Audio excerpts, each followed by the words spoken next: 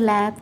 Today we are going to make the natural indicator to test the acidic and basic nature of the substance. So here first we will use turmeric.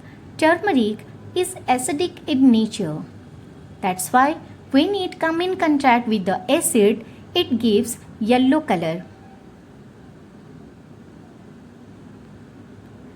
Add water slowly to make a smooth paste.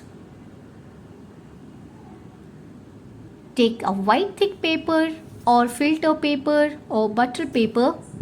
Tear them into equal size of strips. Now dip those strips into the paste and let them to dry. When this paper come in contact with the base, it turns to reddish brown color. Your turmeric indicator is ready. Now we will go for the hibiscus. On reaction with acid, it gives pink color, and with reaction with base, it gives green color. For this we need to boil water and put only the petals of the flower. Boil it for some time, and after some time you can observe the water color will change to magenta pink color. Similarly, you can take the help of beetroot and red cabbage. Thank you for watching.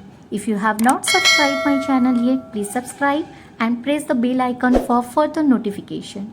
And to keep motivating me, turn the white thumb blue.